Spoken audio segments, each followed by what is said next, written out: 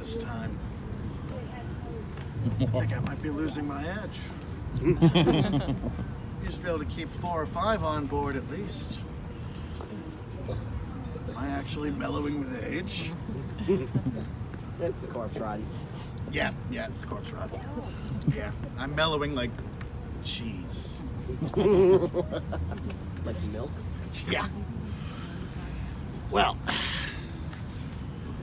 remember how I mentioned earlier that a lot of the sailors ended up buried in potter's fields, unmarked graveyards? Well, potter's fields are also a thing that you've never seen before, so allow me to present to you an actual potter's field. Yep. Boston Common is many things. One of them is a mass burying ground. The numbers vary quite wildly, mainly because the people buried here were quite often not considered worth keeping track of. But it is anywhere from 20 to 40,000 people. Wow. So if you're looking around here wondering where you can bury a dead body, take your pick. Anywhere at all, except there. That's the State House where hopes and dreams get buried. That's different. The problem, however, with a giant unmarked burial ground is it just looks like any old park. Thereby, I declare it boring. Instead, we're going to visit another proper burying ground. Not just any burial ground. Tonight, we are going to visit the Celebrity Burying Ground. Yeah, you get to see how the other half dies. Afterlife styles of the rich and famous. And it's really easy to find. There is literally a line on the ground. It's this way. Spooky.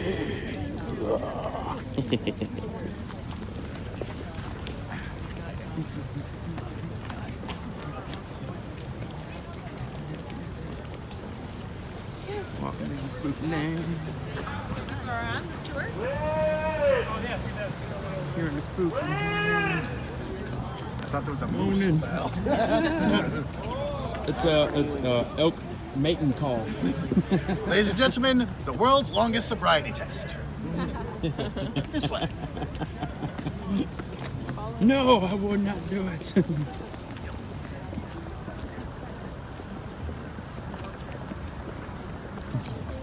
2/3 miles of pure social studies.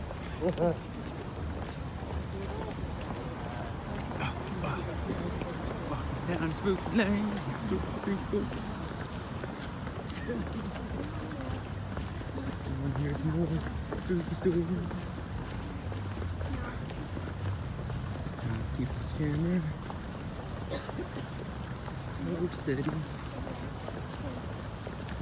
chilly. Oh, that's pretty cool. Ready. It's a light.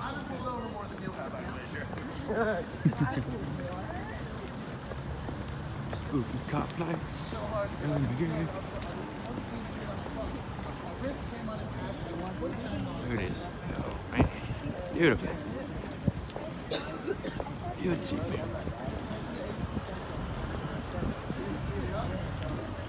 That's a sight. Damn. Boston is awesome.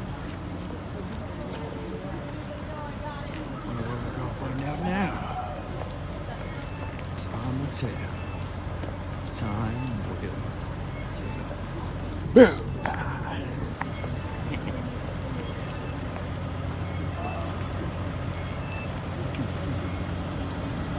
Dude, look at this thing.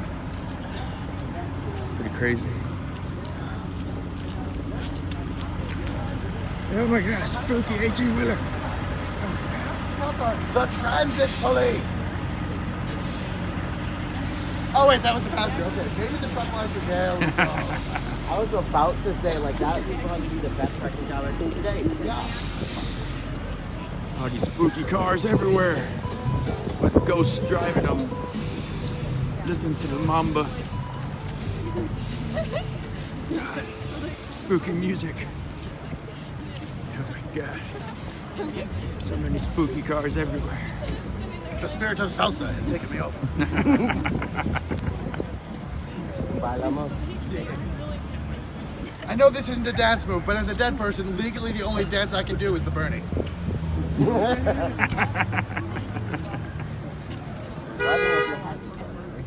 Very nice.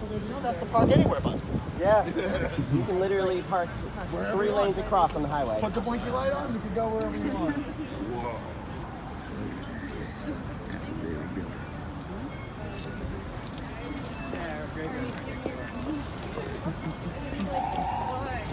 More spooky ghosts, sirens. Here we go. Yeah. More ghosts are coming. Why? What are we doing? What are we doing with my leg? It's too spooky. Can't contain myself. Oh my god. More spooky trees. Spooky trash bag in that tree. Oh my god. But nice. Spooky University.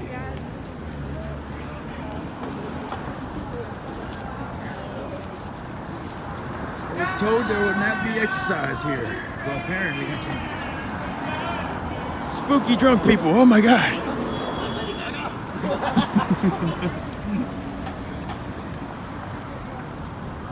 Whoa. Now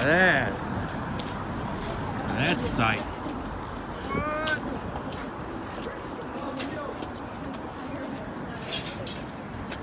All right, as promised, the celebrity portion of the tour. It starts with probably one of the biggest names in modern history. I present to you, ladies and gentlemen, the Golden Snitch of Harry Potter. Yeah, it turns out the Eye of Ra, ancient Egyptian sun god and ferryman of the dead, looks exactly like the thing that gives you 150 points and ends a game of Quidditch. So, ladies and gentlemen, head towards the lights. Smells something nice in the air. I know. Whoa! Smells like it's a ghost. Sorry, guys. I got excited there. Oh my god. Oh my god.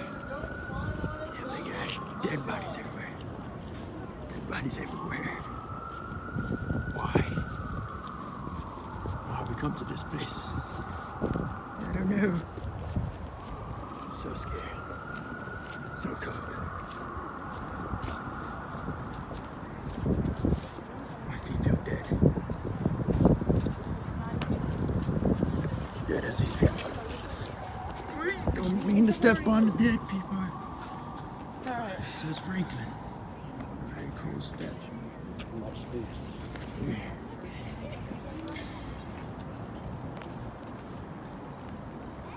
Man, look at all this spooky houses.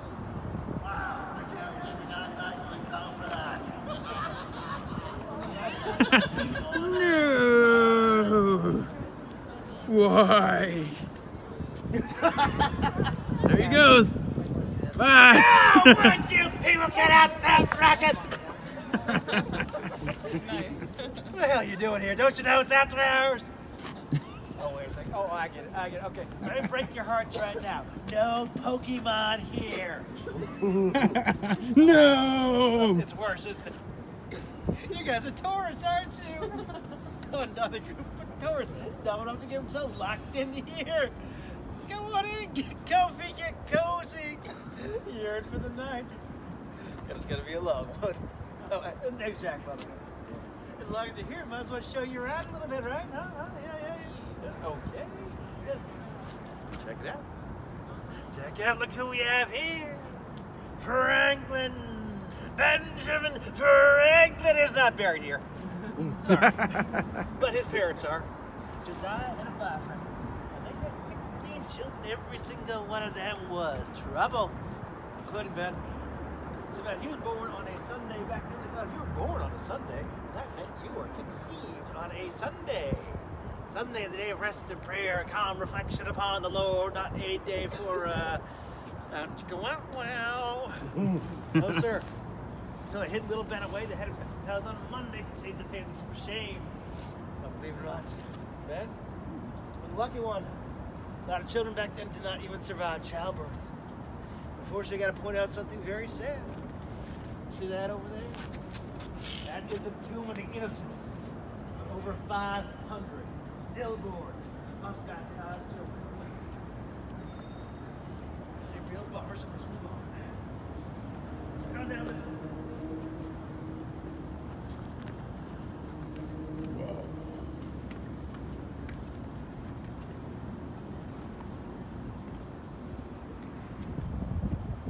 Graves. You can see them right here. They're there.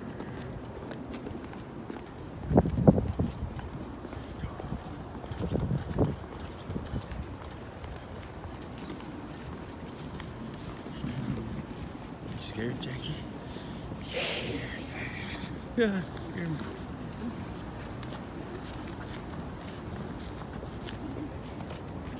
We're off to see the wizard, the wonderful wizard.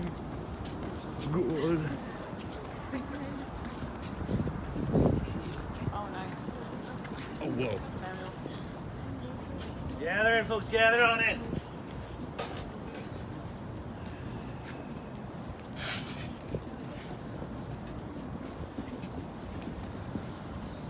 Some folk come that way, that's fine. Come on in, come on in. Because you can't miss this. Who do we have here?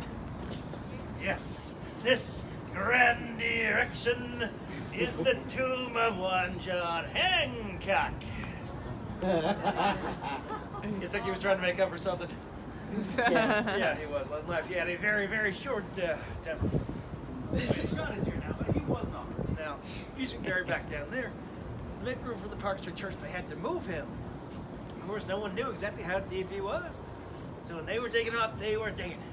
And they were digging. And they were digging. Then correct, they went right through his coffin. Out popped a hand.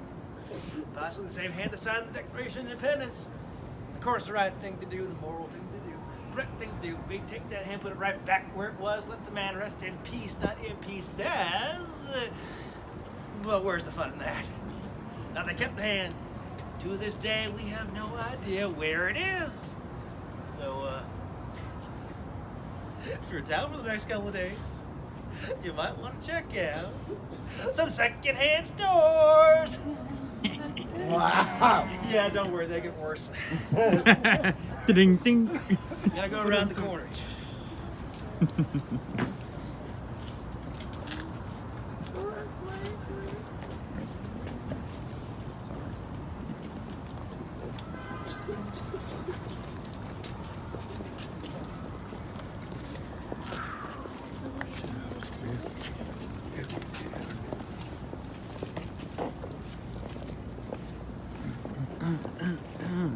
Walking down the graveside.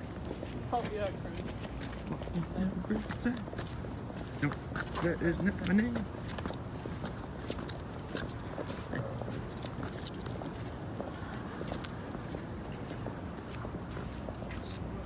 Okay. So hard to see. Okay. It's pretty big. Oh my god.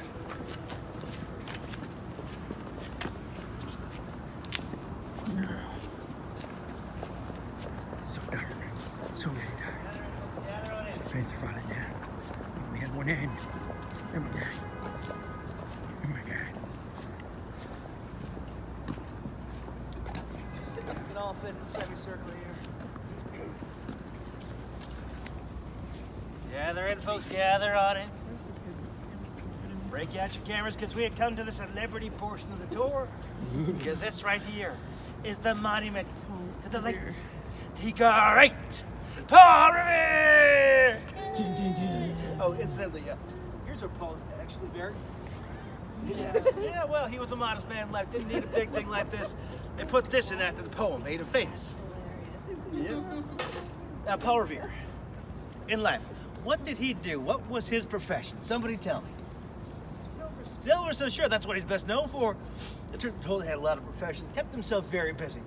He was a silversmith, a goldsmith, a coppersmith, second cousin of Will Smith.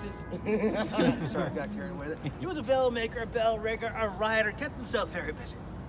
But there is one profession in particular that Paul Revere was involved in that not a whole lot of people know about. To tell you about that, first I gotta tell you about his best friend, Dr. Joseph Warren. Now, Dr. Warren, he was killed tragically at the Battle of Bunker Hill, and his body was thrown to rot in a horrible mass grave. Very unchristianlike. Yeah.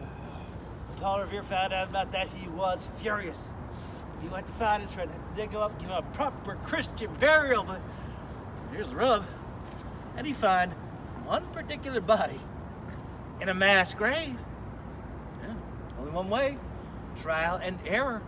Keep looking, keep searching, keep digging. For hours. And hours on end, Revere dug through the worst stuff you can possibly imagine. Pus, guts, rotting flesh, maggots, worms. And finally, with his strength running out, he saw something that he thought he recognized. It's a blue lapel he believed belonged to one of Joseph Warren's coats, but he couldn't be certain. So he had to reach down to that grave, grab that stinking, slimy worm, red corpse, drag it up, toss it down, curse, splat. But here's the thing. The British shot the man. They put a bullet right between his eyes, tearing off the top of his head. No one could recognize that body. Or Revere, he had a trick up his sleeve. Took out his lantern, shone it down to what was left of the man's jaw, and eureka! He knew he had found his friend. Because inside that jaw were 2 porcelain teeth that Revere himself had wired in just 2 weeks before the man's demise. So, I'm gonna ask you guys, that little known profession that Paul Revere was involved in, he was a crime scene investigator. No, you're right, he was a dentist. Incidentally, that was one of the first bodies ever identified just by its teeth. Folks, do break out your cameras, because this is the most photographed stone in all of Boston, and it's got a bit of a history. And not too long ago, there was a guy standing alone right about where you are, man. He was taking a picture, and just as he pushed the button, someone stepped right in front of his camera. I took the camera, was about to give that person a piece of his mind, but there's nobody there. There was no one else in the graveyard at all that day. Yeah, didn't take much. I thought maybe his imagination, maybe a trick of the lens. Once they got home, had the film developed that he saw it. Flipping through the pictures, he came to this one right here, and his jaw dropped. Because standing right in front of the monument, right behind the fence, there was a pair of ghostly, spectral legs. Now, people said, well, that was Paul Revere came by to visit his own monument. I don't think so. See, Paul Revere, he was a modest man in life. He had 16 children. He had multiple professions. I think he is down there and he is enjoying his eternal peace. I think that was Dr. Ward. Came by to pay his respect. The man who did right by his earthly remains. So take a picture. See what you get. And follow me. You shot me there for a second when I take a picture of this. Whenever you get up there. Whenever you get up there. Oh. Get it now.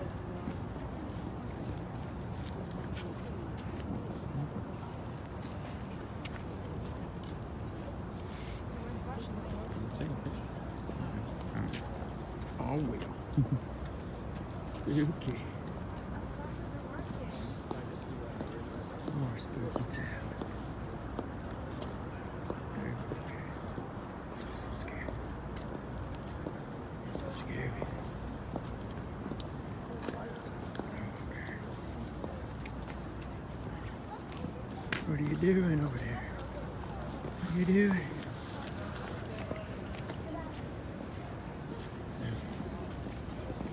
It's so cold, I don't feel cold no more. What is that? It's a bear cave. Smell like that. Spooky bear. Spooky. Ooh, spooky statues. More spooky statues. Oh my god. Spooky grass. Oh my god.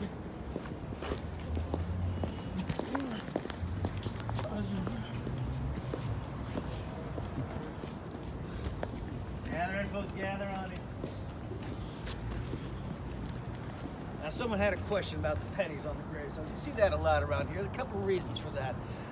Now, there's a Jewish tradition whereby people put stones on top of the gravestones of people they respect as a sign that they were there and paid their respect. Now, a lot of people were doing that, except Park Smart was kind of like, well, maybe it's not a great idea to have people pulling stones out of an old graveyard, so they said put coins on instead. That way you can quite literally pay your respect. There's also military tradition. When a military person comes across a grave of another military person, they will put a coin on that grave. Now, depending on how they knew that person, that will determine the denomination of that coin. If they were just in the military, they will put a penny on. Now, if they were with that person based training, they would put a nickel on. They were that person in combat, they put a dime on. If they were there with that person who was killed in action, they put a quarter on. And of course, there's just the wishing well effect. That's where if you see a bunch of coins, they say, oh, well, might as well add to the pile. Now, it's almost time for last call. First, we got time for one more story, and it's a good one. Now, behind me right now, that is the Boston Athenaeum. Now, that is the oldest private library in the country, and it is home to many very special books, but one in particular I like to talk about. It is called The Highwayman by James Allen, who was himself a highwayman. What that is a no-good thief who preys on people by the side of the road. It was very good what he did. That bribery method, very simple, very effective. He would hide behind a rock or a tree or bush along the side of the road. If someone would ride along, he would jump out, stick two guns at their face and say, stand and deliver. Now that meant, get off your horse and give me your money. Now most people did exactly that.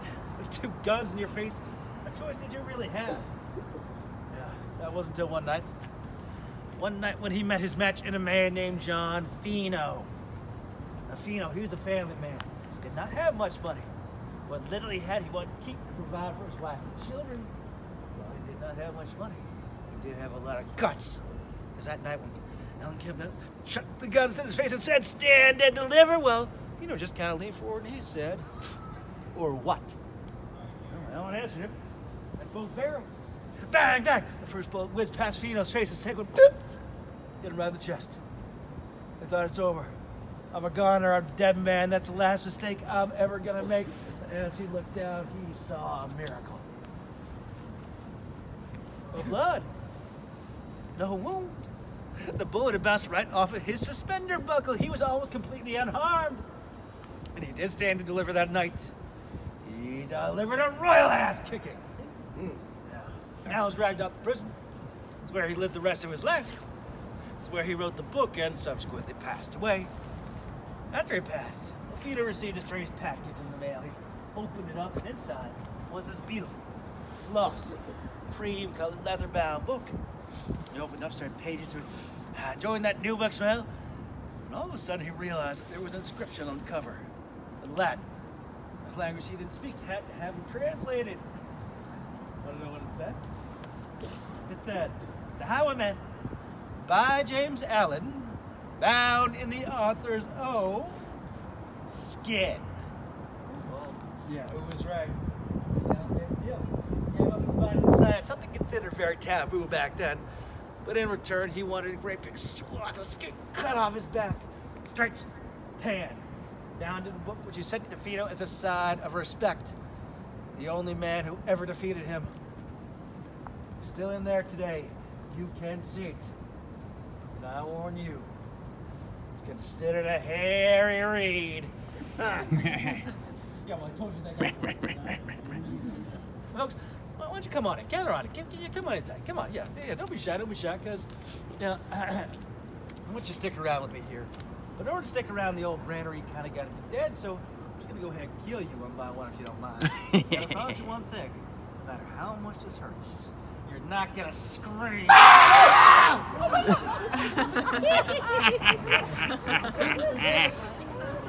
It was too tempting. He's so crazy. You know how I feel about temptation. Leave me not into it. I can find it myself, thanks. I wasn't expecting you till morning. I changed my mind. Okay. These guys are... Some of them are okay. Okay. The figured I'd come back. You know, I've been setting up the whole trolley like a big party/kill room. Cool. There's like red Solo cups and everything looks like Dexter. Awesome.